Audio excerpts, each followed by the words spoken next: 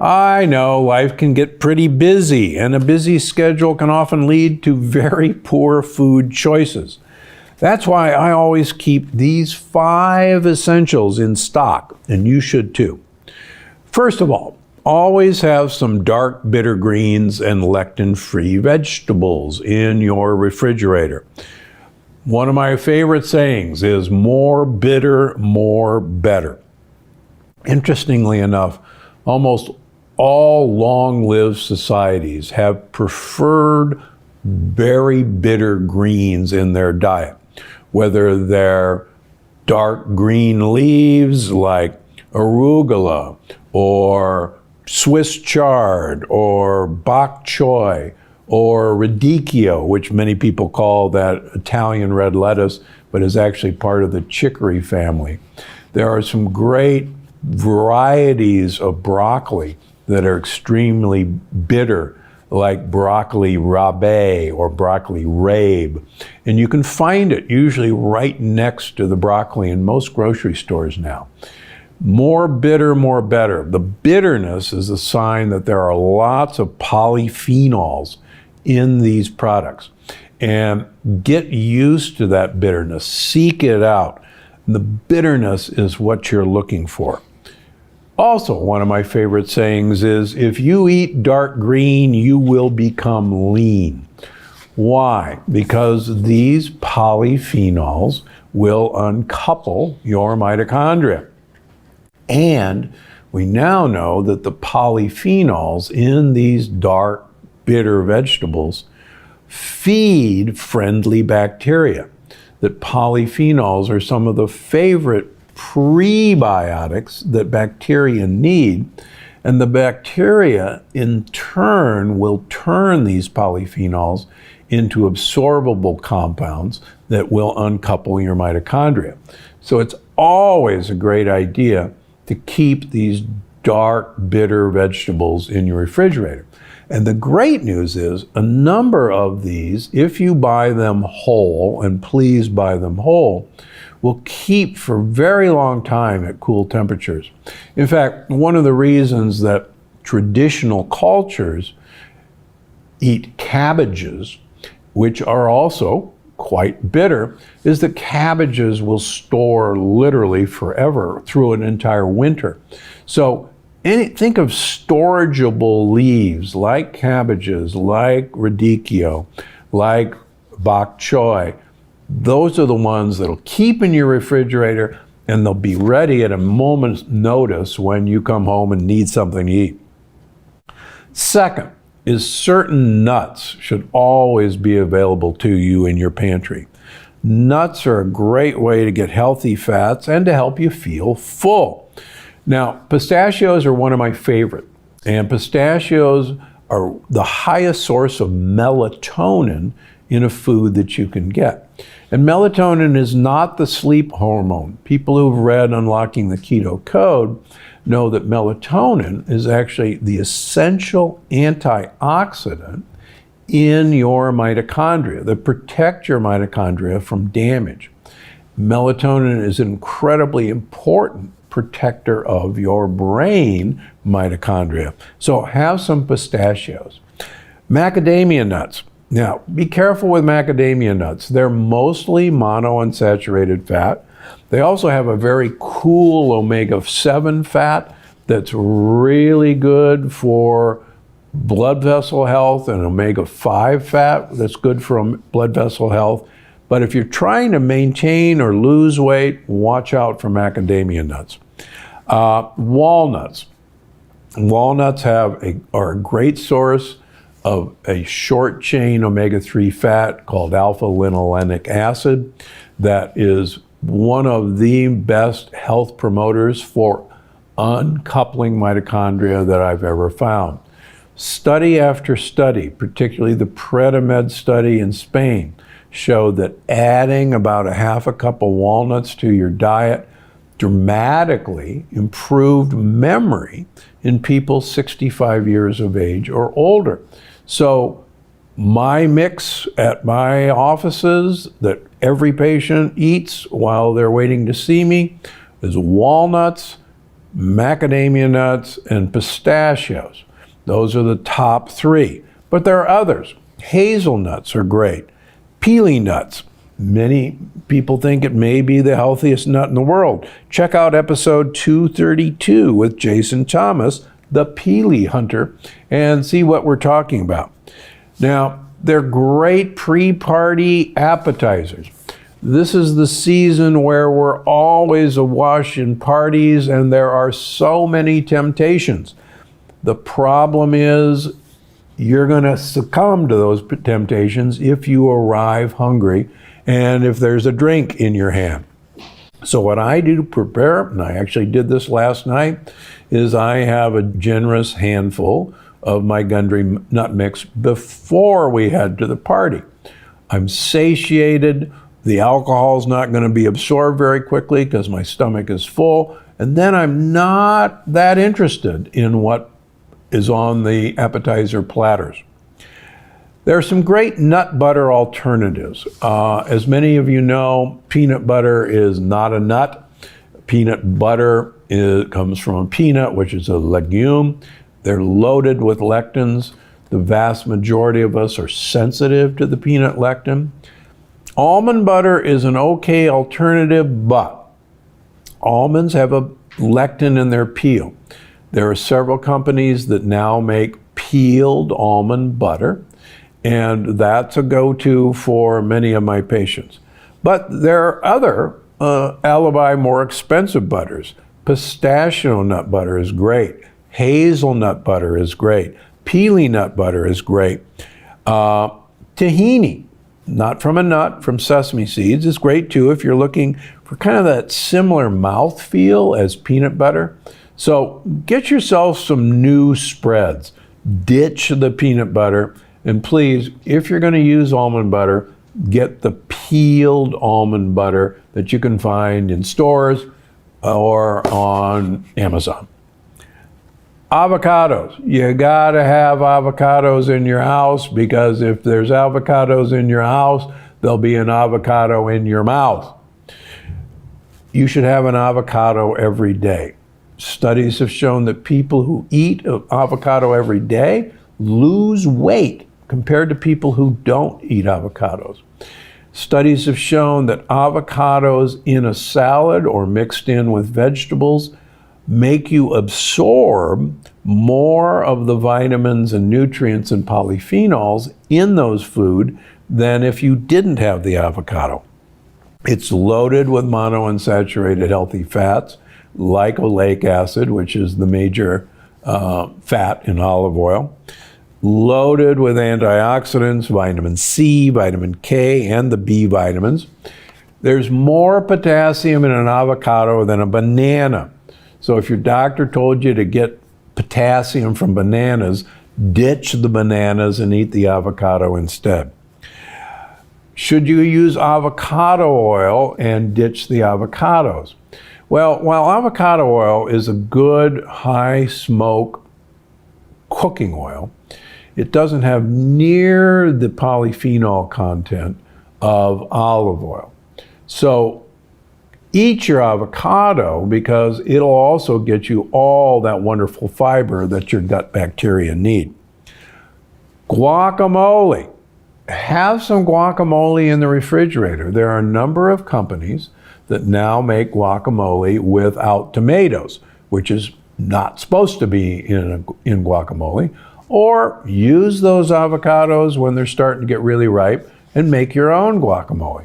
And use like Belgian endive as your dipping chip for guacamole, and you'll get a win-win. All right, MCT oil. It ought to be in all of our pantries. MCT oil, as you know, is medium chain triglyceride oil. You're going to get all the benefits of a ketogenic diet by using MCT oil without the hassle, because MCT oil is rapidly absorbed through the wall of your gut, goes directly to your liver, and makes ketones regardless of what else you're eating.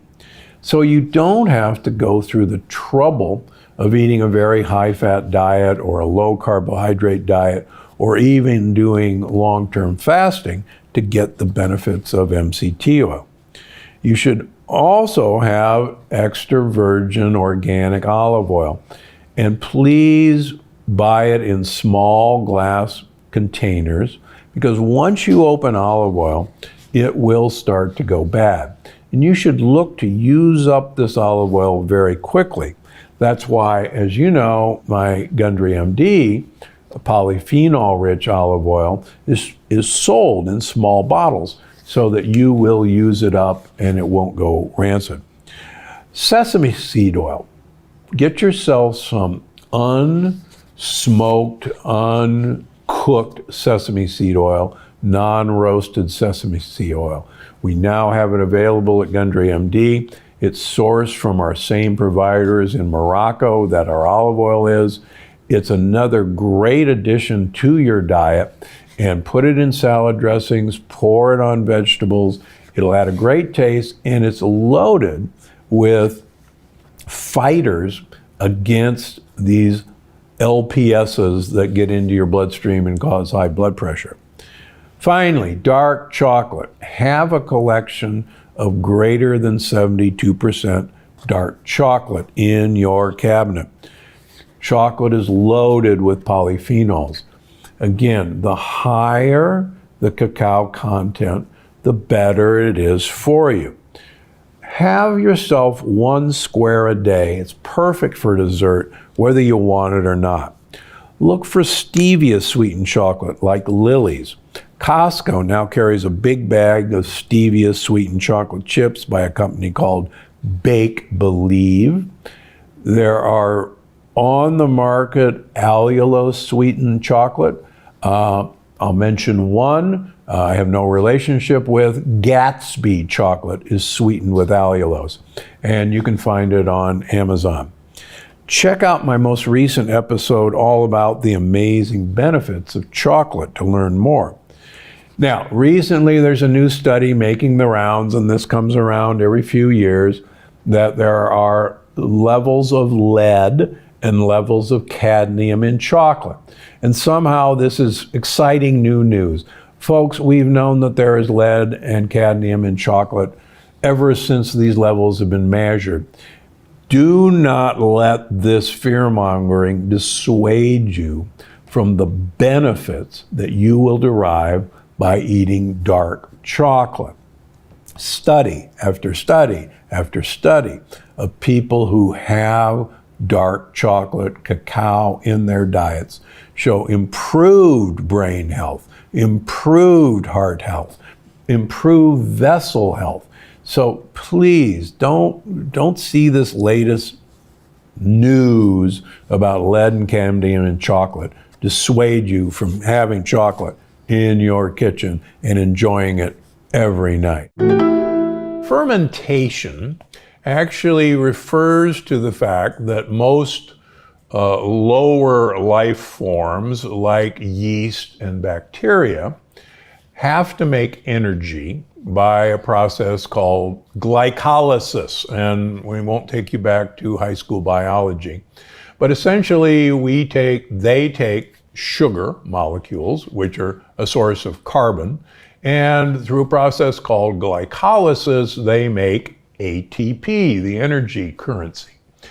Glycolysis is actually a very inefficient process for making ATP. And you and I don't use glycolysis. We use mitochondria and the electron transport chain. But glycolysis is basically fermentation. And fermentation takes sugar and turns it into energy for the bacteria or the fungus or the mold or the yeast. And what's left over is actually what are called postbiotics. And just to review, probiotics are friendly bacteria. Prebiotics are the foods that probiotics ferment. During the process of fermentation, you produce compounds that are called postbiotics.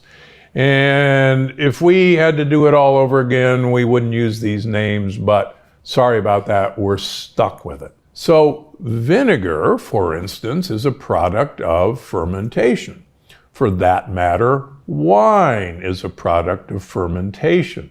For that matter, beer is a product of fermentation. And what's fascinating is almost all ancient cultures preserved their foods or made their foods edible via the process of fermentation. So fermentation of foods have been practiced actually for past recorded history. There's evidence that the Egyptians were fermenting foods 10,000 years ago, really around the beginning of agriculture. One of the reasons we think that fermentation happened was, number one, there was no storage system. There wasn't refrigeration. There was no way to actually keep food fresh. And in the process of just storing food, fermentation was a natural process that would start regardless of what you expected to do. What's interesting is many cultures actively used fermentation to make their food probably far more edible. And interestingly enough, as many of you know, fermentation in general breaks down lectins. Believe it or not, a lot of bacteria love to eat lectins. They think they are delicious, and they will eat the lectins, for instance, in quinoa. Fun fact, the Incas always fermented quinoa before they ate it. They let it rot, and then they cooked it. Now, unfortunately, that's not on the package directions. Immemorial, beans were always soaked for a considerable period of time. And most people, if they bother to look, notice that if you soak your beans, foam will appear on the top of the water. And that foam is actually the carbon dioxide produced by the native bacteria on beans fermenting the bean. And so traditionally, beans were diminished in their lectin content because they were soaked for a considerable period of time. And onward and onward. So not only does fermentation really reduce lectins, but fermentation gives you postbiotics.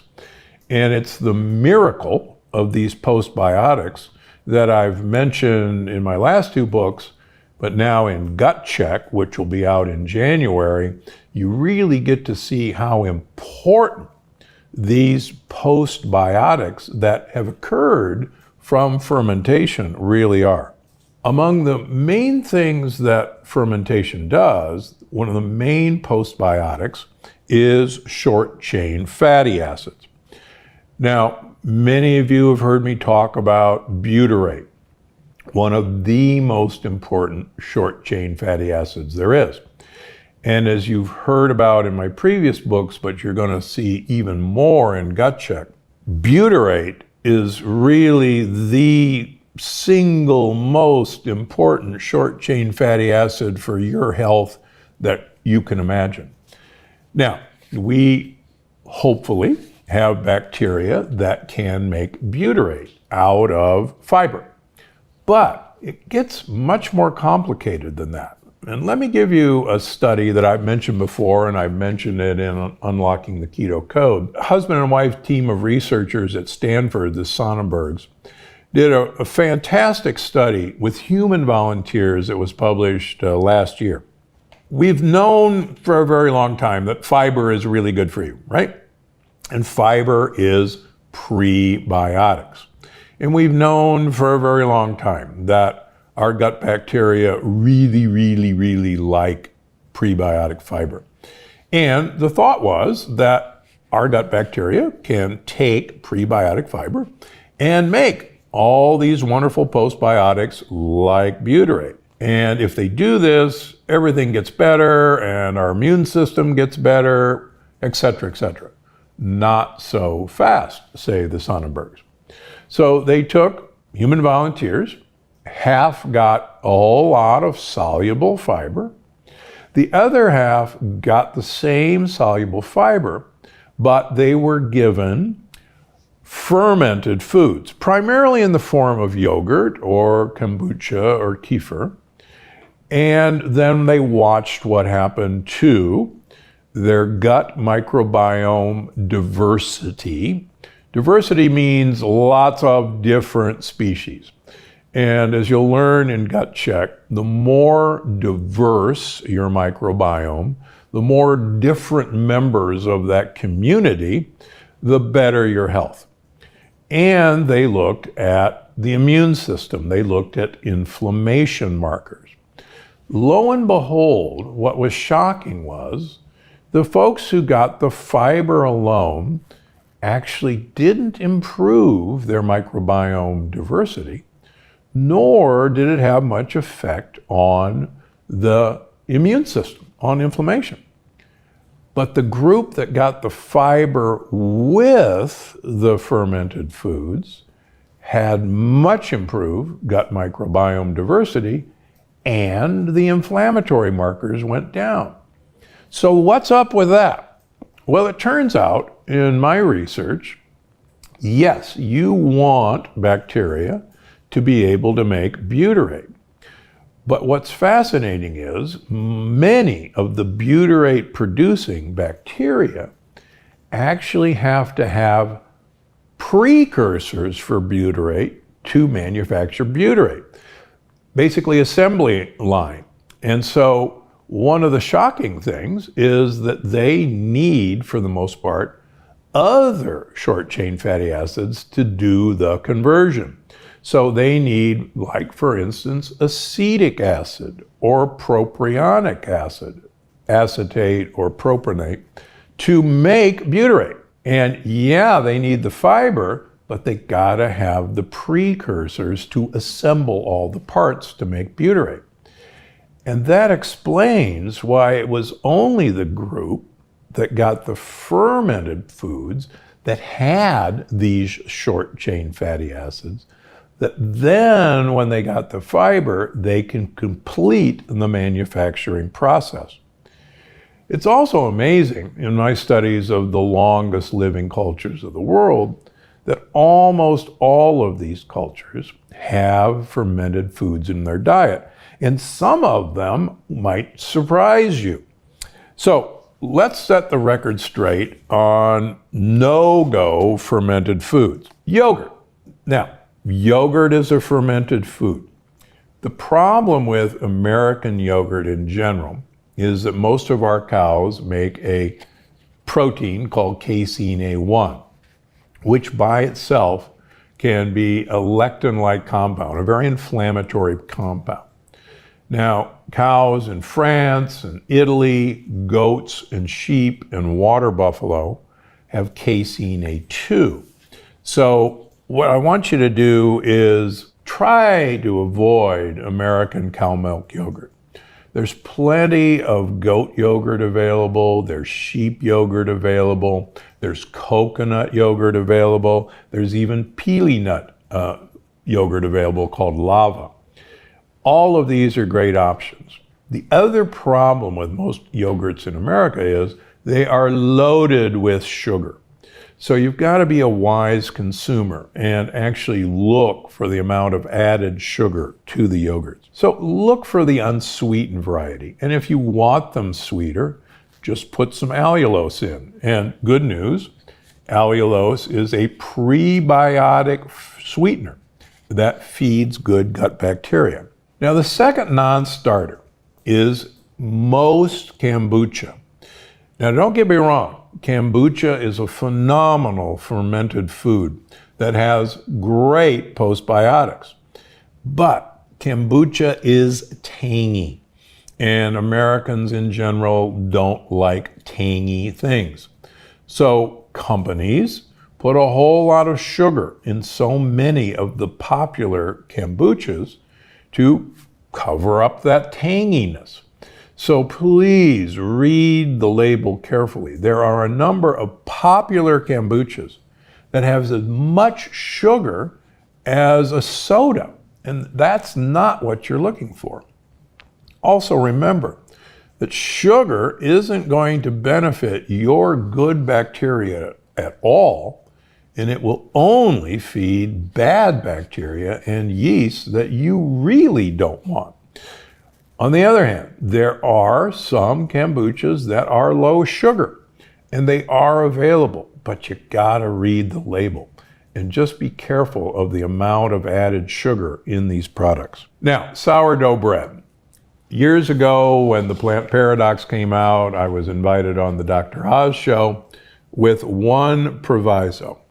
Dr. Oz, who's a friend of mine, said, "You're going to have to give me a bread that people can eat, otherwise I'm not having you on the show."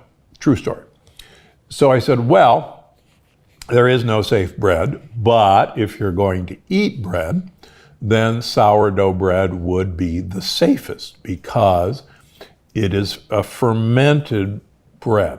We have to realize that almost all breads traditionally were raised, were given heft by the addition of yeast. And the yeast fermented the sugars and also the lectins in bread, and that produced a even loaf. The Egyptians are the first credited with doing this. On the other hand, almost all commercial breads in the United States no longer use yeast to make the bread rise. It's too inefficient and it's too unpredictable. That's why you get big holes and little holes. You want even holes, and that's not with yeast. So modern American bread doesn't use yeast to raise the bread. Now, traditionally, sourdough bread is made with a sourdough starter, which uses these yeast and bacteria. But most sourdough bread in the United States, it says sourdough because they use sourdough, but most of the bread was still unfermented. So buyer beware. Sourdough bread in the United States, for the most part, is not what you're looking for. Okay, so let's get to the good stuff, because there's some easy to use good stuff. Number one best fermented food that's easy to find and use is vinegar. You gotta give the assembly line to make butyrate what it needs, and vinegar supplies acetic acid, the short chain fatty acid that it needs. Now, if you want a deep dive about other videos all about the benefits of vinegar, go to my YouTube channel and check out vinegars. Now, acetic acid is also a communication system between our gut bacteria and our mitochondria. And acetic acid, as well as butyric acid, are one of the best ways to uncouple mitochondria. And once you uncouple your mitochondria, you get profoundly good health. Probiotics, even if they were in vinegar, are long dead. But those dead probiotics also carry information. So, for instance, apple cider vinegar with the mother. The mother is actually all the dead bacteria and what's left over of the polyphenols in apples. And those dead bacteria also carry information. And it's a really exciting information that you're going to learn about in Gut Check. Dead bacteria tell tales. Now, vinegar is a great way to do this.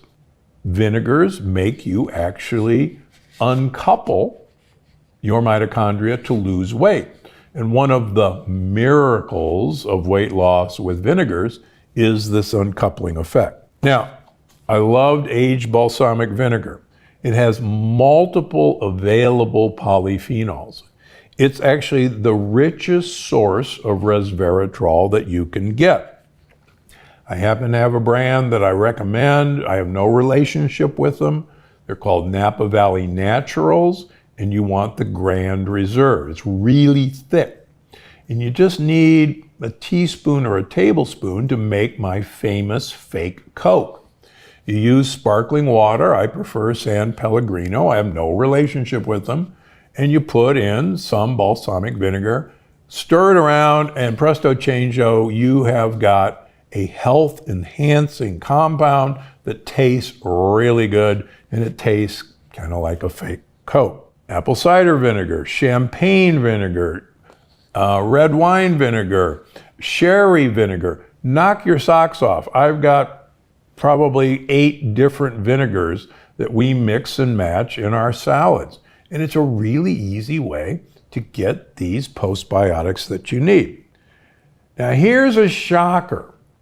My second best favorite way of getting these fermented postbiotics into you is raw cheese. Newsflash, raw cheese. What does raw cheese mean? Well, it turns out cheeses, particularly in Europe, do not require pasteurization to make it into the United States. The bacteria and the yeast in milk actually impart great postbiotics in the process of making cheese. And there's particularly some raw cheese bacteria that actually promote weight loss. And surprise, surprise, 3 of the blue zones that I've talked about before, and you'll learn more about in Gut Check, 3 of the blue zones eat large amounts of raw sheep and goat cheeses as part of their diet. Now, there's also an incredibly interesting component in whole milk, which is called milk fat globulin membrane. And these membranes surround milk fat, and they actually are one of the strongest mitochondrial uncouplers known to mankind. And it's in whole fat cheeses. Wow, so you get a double benefit. Now here's number 3 that is going to shock you. And this is straight from long-lived people. Most people probably don't know that the longest life expectancy in the world by country is in Andorra. Now, Andorra is this little tiny country between Spain and France, up in the Pyrenees Mountains. And these guys are sheep herders, and they eat sausage every day. In fact, a nearby town in France, Toulouse, basically lives on sausage. And Toulouse, despite living on sausage, has the lowest degree of heart disease in all of France, despite having this massive high saturated fat diet. What gives? It turns out that traditionally sausages are cured, are aged by the addition of bacteria. And bacteria eat the sugar molecules in the meat. And they also, fun fact, eat new 5GC, which is in beef, lamb, and pork, which, as many of you have read, is a real mischievous molecule that really harms our health. But fermentation of meat, of sausages, eliminates new 5GC, and it also eliminates new 5GC in milk products. So strange as it may be, traditional sausage making is a fermented food that has postbiotics, fermented things that improve your health. So if you want the world's life expectancy, eat fermented sausages. Now, not so fast. Most sausages in the United States are not fermented. You can't have a Jimmy Dean's breakfast sausage and get a benefit.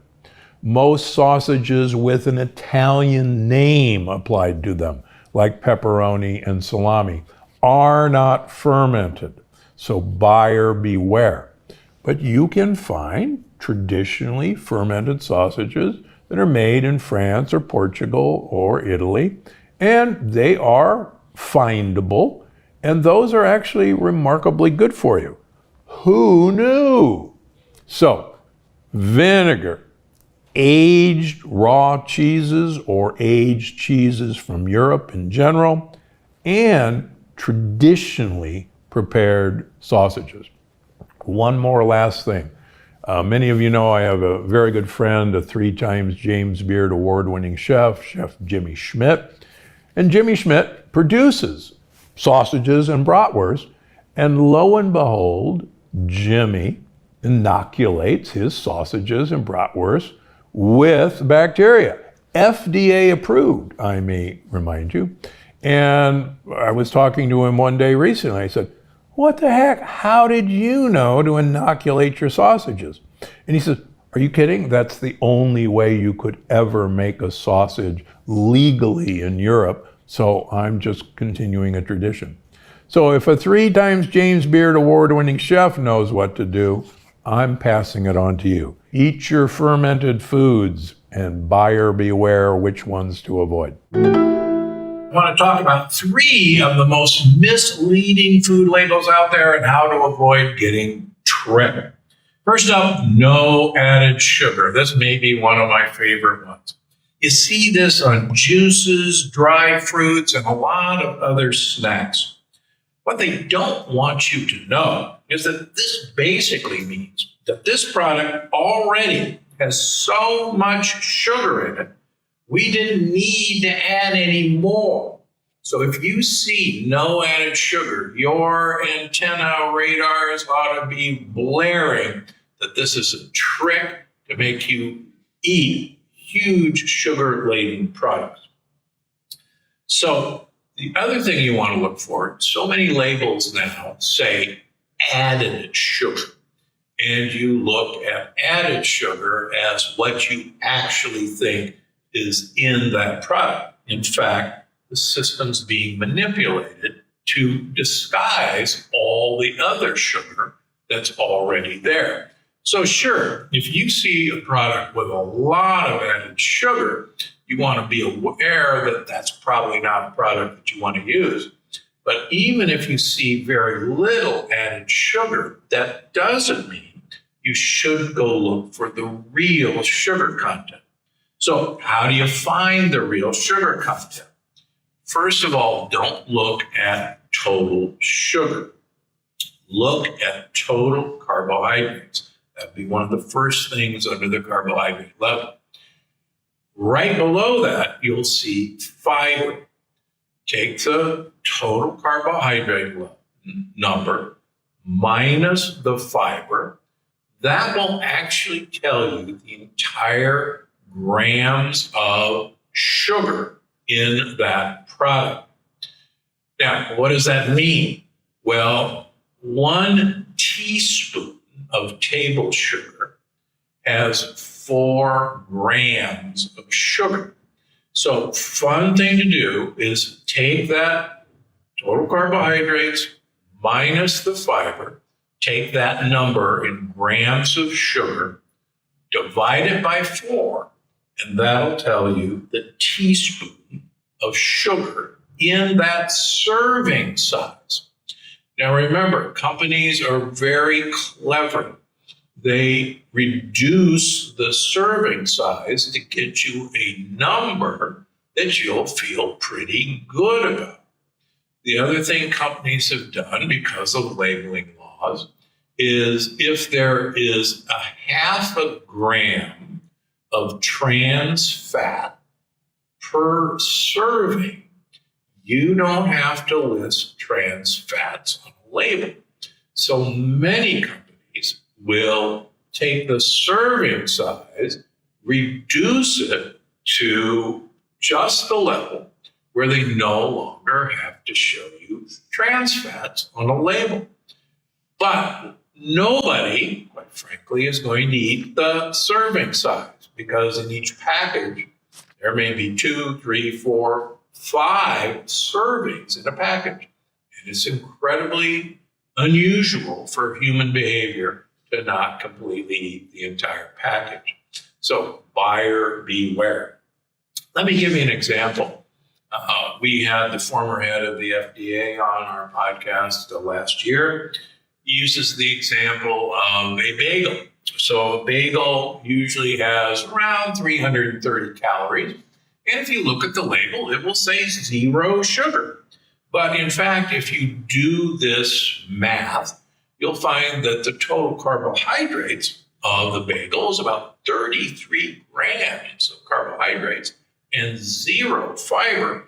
So that means 33 grams divided by 4, that's about 8 teaspoons in that no sugar bagel.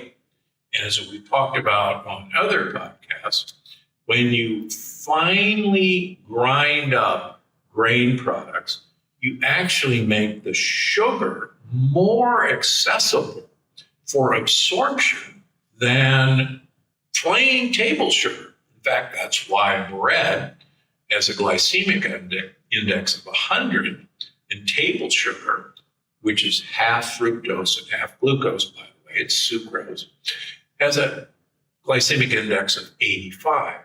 You're actually getting more sugar in from a piece of bread than sugar. Wow. And you can't even taste the sugar in the bread. So buyer beware.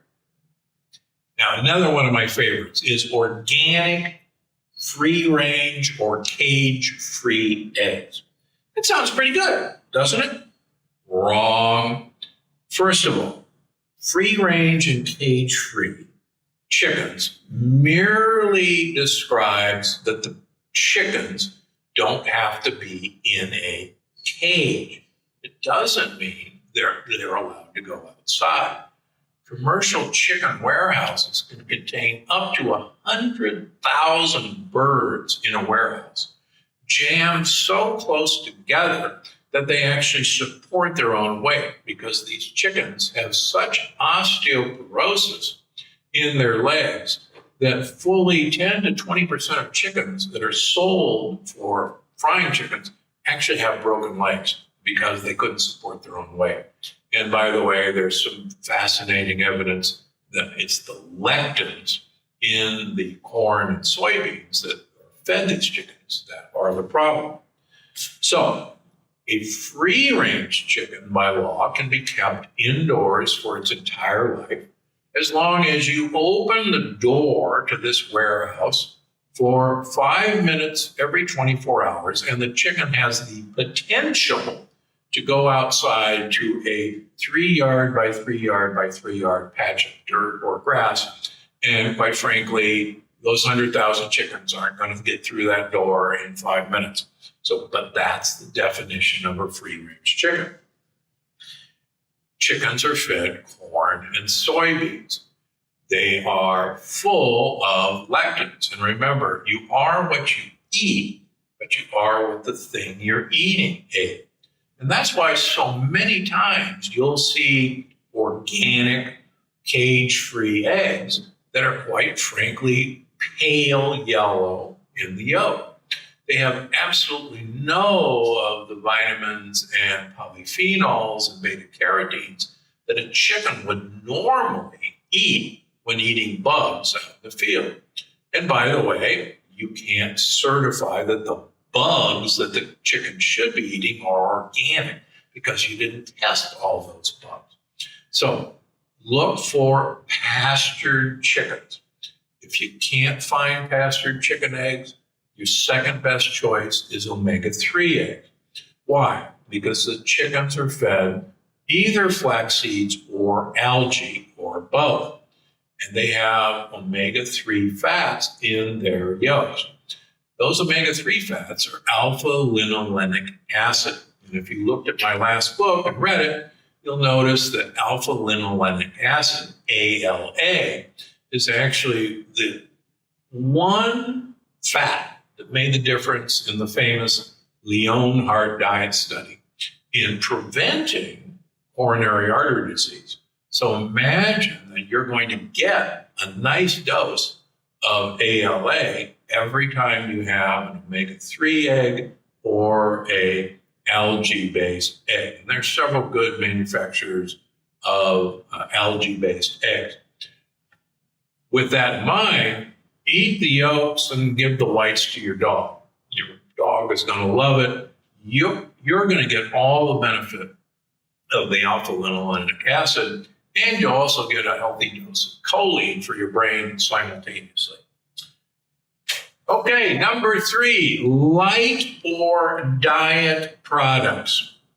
Now, almost all of these products with this label contain artificial sweeteners like saccharin, aspartame, sucralose, which are practically poison. You might know them better by their brand names Sweet and Low, Equal, and Splenda. The problem with these sweeteners is that they actually kill gut bacteria. So imagine that you're having a light or a low-fat, low-sugar yogurt, and you're thinking, hey, this is great. I'm going to get all these wonderful, healthy probiotics from my yogurt.